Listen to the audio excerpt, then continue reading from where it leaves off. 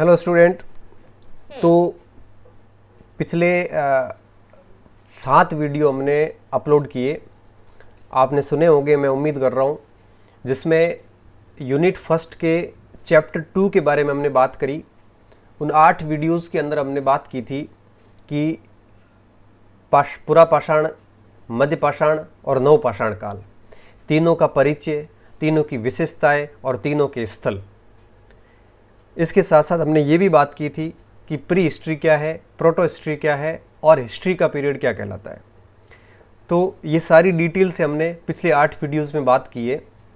उम्मीद कर रहा हूँ ये सारी चीज़ें आपके समझ में आ गई होगी। इस वीडियो में हम बात करेंगे कि इस यूनिट से क्या क्या प्रश्न पूछे जा सकते हैं, इस चैप्टर से क्या क्या सवाल हमारी परीक्षा में आ सकते हैं। तो सबसे पहला प्रश्न ये बनता है कि हमें पता होना चाहिए कि प्रोटो हिस्ट्री किसे कहते हैं, अर्थात प्राग ऐतिहासिक काल या प्राक ऐतिहासिक काल या पाषाण काल की परिभाषा लिखिए। 2 नंबर का प्रश्न आ सकता है, या 2 नंबर का ये छोटा सवाल आ सकता है कि नव पाषाण काल किसे कहते हैं, या मध्य पाषाण काल किसे कहते हैं, या पुरा पाषाण काल किसे कहते हैं, इसके उपभाग कौन कौन से हैं।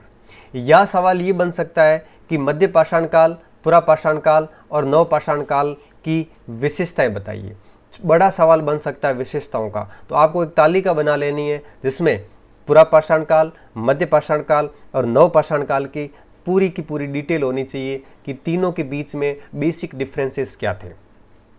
इसके अलावा सबसे महत्वपूर्ण सवाल ये बनता है कि जैसे पुरा पाषाण काल, तो इसमें ये बनता है पुरा पाषाण में कि पुरा पाषाण कालीन स्थल कौन कौन से थे, उनको चिन्हांकित कीजिए। तो भारत का मैप बना के आपको मोटे मोटे स्थान जो है वो दर्शाने हैं।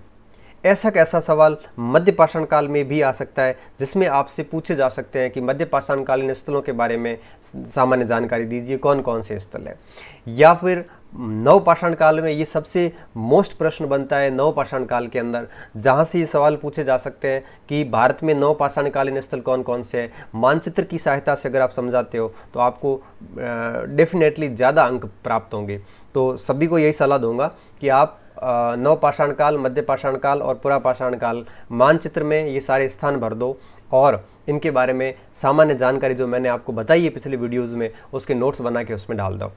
तीसरा सवाल ये बन सकता है कि नव पाषाण काल के अंदर जैसे निम्नलिखित में से कौन सी विशेषताएं पुरा की है। उल्टा सवाल बन सकता है, कौन सी विशेषताएं मध्य की है, कौन सी विशेषताएं नव पाषाण काल की। ये मुख्य रूप से इसके सवाल बनते हैं। तो यहाँ से उम्मीद कर रहे हैं कि 7-8 नंबर के सवाल निश्चित रूप से परीक्षाओं में पूछे जाएंगे। तो आप सभी स्टूडेंट को इन सभी प्रश्न को अच्छे से तैयार कर लेना चाहिए, क्योंकि यहाँ से छोटा प्रश्न भी आता है। कई बार जैसे आ सकता है कि बुर्ज और गुफ कराल किस काल के हैं, या पूछ सकते हैं कि चावल की खेती के सबसे प्राचीनतम साक्ष्य कहाँ से प्राप्त हुए, या पूछते हैं कि गेहूं की खेती के सबसे प्राचीनतम साक्ष्य, कपास की खेती के प्राचीनतम साक्ष्य, मानव के गर्त आवास कहाँ से प्राप्त हुए, भीमबेटका क्यों प्रसिद्ध है। ऐसे प्रश्न पूछे जा सकते हैं। नरकंकाल तंत्र कहाँ से प्राप्त हुए, मृदभांड कहाँ से प्राप्त हुए सबसे ज़्यादा, ऐसे प्रश्न पूछे जा सकते हैं। यह पूछा जा सकता है कि नव पाषाण कालीन पूर्वी भारत के स्थान मुख्य कौन कौन से हैं, या ऐसे पूछा जा सकता है कि पाषाण काल का विस्तार भारत में कहाँ कहाँ था। अगर ऐसा प्रश्न आता है तो हमें पूरी चीज़ें कवर करनी पड़ेगी कि कहाँ कहाँ पे पाषाण काल का विस्तार हमें देखने को मिलता है।